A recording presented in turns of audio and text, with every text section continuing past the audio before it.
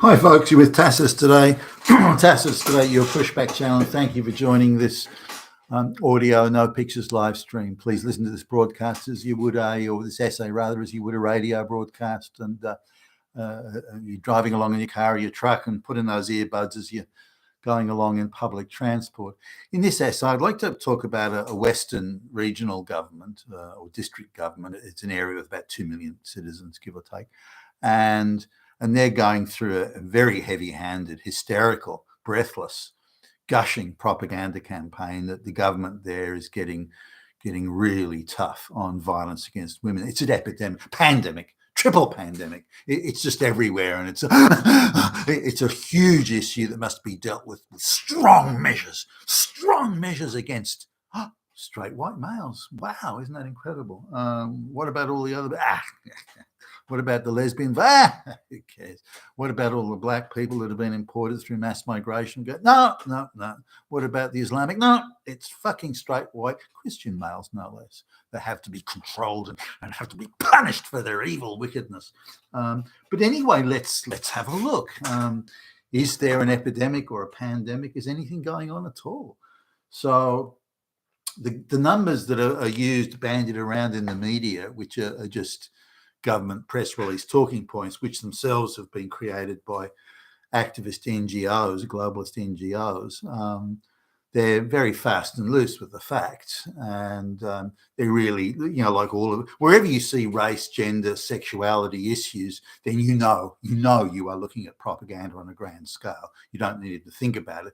You can maybe look at the extent of the propaganda. That may be something you could debate, but that it is propaganda is without doubt. So whenever you say race, gender, sexuality issues, it's propaganda. And this is no different. So let's have a closer look. Now, they've been super ginning up the supposed domestic violence, violence against women, and the media is absolutely cheering them on. I've seen watched a number of interviews of politicians claiming that it's epidemic, pandemic, and this and that, and we've had 100 million women die just in the last 5 seconds. And the interviewers, the media just nod along and no questions, no challenging any of the assertions or claims. They just let the whole thing go through. So because it's not challenged, because it's not questioned, because it's not examined, it becomes a kind of ideological fact that people can repeat. Did you know that the 10,000 billion women were killed just 1 second ago? Oh! And everyone goes hysterical over it.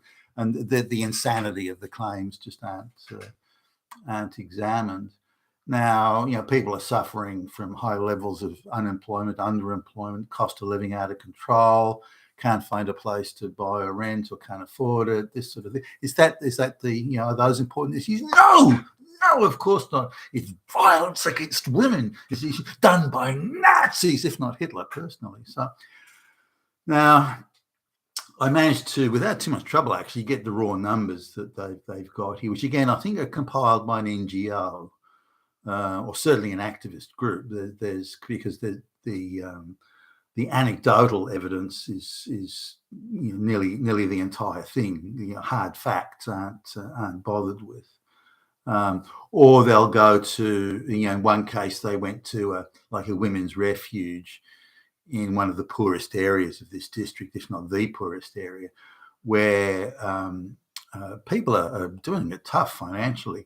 Now, the only way you can get a free room and free food and a nice clean bed and a hot shower and all, the only way you can get that is to go to some of these refuges. In order to get in, you must say you're being abused by a man. That is a requirement for entry. You cannot get into these places unless you make that claim. Now, there's no checking, there's no evidence, no proof, but you must say it.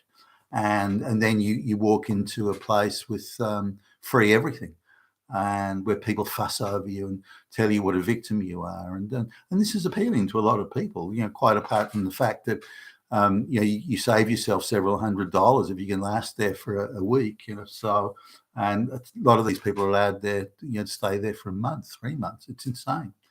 But you must say you're being abused by a man. So they use this as a claim. 1,000 women were abused just today. No, 1,000 women went to get free hotel rooms and free food and free whatevers.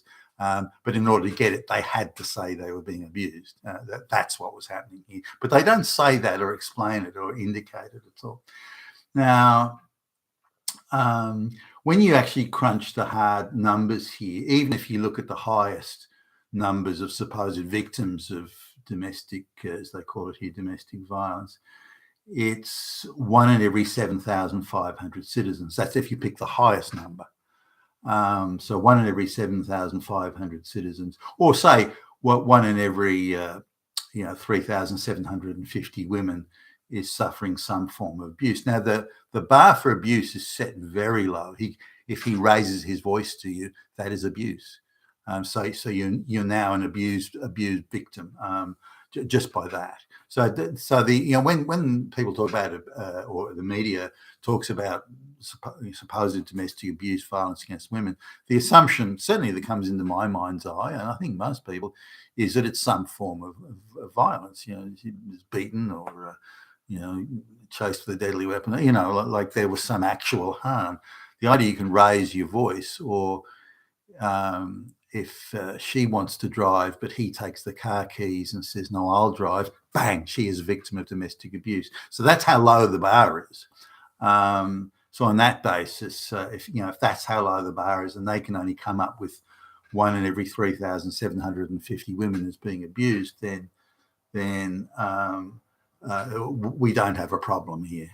So now, in spite of all these so-called cases of abuse, over the same period, if you crunch the numbers properly, only 80 people were actually charged by the police, or 1 in every 12,500 relationships. So now, again, the bar for charging is very low. It's her allegation that they don't require independent proof. If she says, "Look at that bruise, he hit me," that's it. That's enough. So again, the bar is very low here. It's a he said, she said thing, and no independent corroboration or proof is required. So, and here's other ones where she's taken out an AVO against him, an ex-boyfriend or ex-husband or something, partner. And the requirement is he can't approach within 100 meters of her, but he lives around the corner. So he's in the supermarket doing some shopping. She walks in to the supermarket at the same time. Maybe they're unaware of each other's movements. And she says, "Well, I saw him. He's within 100 meters. He was in the supermarket. He is now the criminal. He has breached the order." But hold on, she walked into the supermarket while I was there. Doesn't matter. So this, again, the bar is very low for these things. So now only 80 charges were laid. So, this is now, I don't know how many of those, from the looks of it, not that many actually made it to a sentence or a guilty verdict or anything like that. Now, if you go to another part of this report, what is the actual physical violence? That is where she was assaulted by him, or two lesbians together, one assaulted the other, that sort of thing.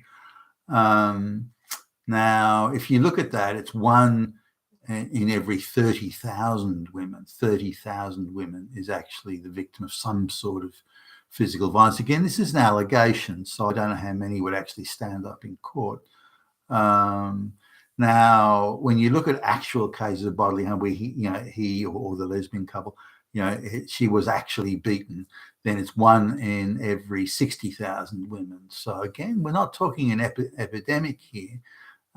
So now the propaganda suggests that white males are pretty much 99.9% of the perpetrators. Now this, of course, is not true. And nearly now, when if you're prepared to sort of spend the time crunching through the numbers, a quarter of the cases are gay lesbian, most of those being lesbians. So lesbians being brutal to each other, which is bigger than I actually thought it was. But and then you look at, there's been a large intake of Sudanese and Eritrean supposed or alleged refugees in this area, and the police seem to spend more time running around there. But again, you're looking at a situation where a woman from, I don't know, Somalia or somewhere, she works out that she's able to go to these government agencies or NGOs and say, look, he's abusing me, and then she'll be showered with free stuff. Free stuff. She doesn't understand that once she kicks off the process, that suddenly all these gender studies white women, many of them lesbians, are going to appear, and they're going to insist that she takes the matter to court. And then if she doesn't want to, the police will take it up anyway because of the access prosecutor in the district. So they artificially create a lot of cases. And to the black woman, the consequences are, the Somalian woman, the consequences are sort of she can't understand it. So she just knows that she'll get all this free stuff if she says, he's beating me up, whether he did or not, academic. And that'll kick the process off. So this artificially inflates numbers. Now, I don't doubt that there's a whole lot more violence generally in those sort of communities and elsewhere, and that would include, whether it be car theft or men killing each other or domestic brutalities. And I don't doubt that happens. But the idea that it's some sort of a gender issue is not true.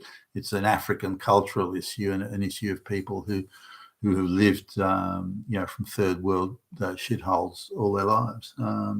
Now, the other thing is in these articles, they say, well, there's all these street demonstrations of people clamoring for justice to stop all these evil straight white males from committing all this terrible violence. But when you look at these street demonstrations and the placard waving, they're all ginned up by the a select group of NGOs, globalist controlled NGOs, that can have a mob on the street within minutes almost, and they're all deeply embedded into universities and various public service departments. Now, in order to get a mob on the street, the public services will give somebody, I want to go and demonstrate violence against women. Oh, what a good cause that is. We'll not only pay you, but we will exhort you and encourage you to actually stop doing the work that you're paid to do and go on the street and wave placards for a problem that doesn't even exist. And so they can come out with some pretty big street mobs pretty quickly. All the printing done, the placards, everything sort of organised, and the bullhorn and the chants, and hey, hey, ho, ho. Domestic violence has got to go, and so on and so forth. They can do all this sort of stuff pretty quickly now, and bust people in from the districts, who pays for all that. None of that is covered in these media thing. So all it needs is I understand 20,000 people turned up. Yes, that just shows how much the people care. Oh, okay. Who paid for all those buses to bust the people in? Who paid for all those placards? Why were public servants who were supposed to be at work? Why were they marching? Why are they being paid for going on? And so on. Like, there could be a whole range of questions. Why do you have activists embedded in your university? And so on. So there's a whole lot, but they don't ask those sort of questions. So this whole thing is, there's this pretense of this demand. I mean, it's bullshit. And they are inventing and inflating the numbers out of all proportion and pretending it's a huge issue. Meanwhile, they can triple or quadruple your energy bills, and too bad. So they have to invent these distractions, and they do, and with a fully compliant media in support. You've been with Tacitus today, your Pushback channel. Thank you for listening.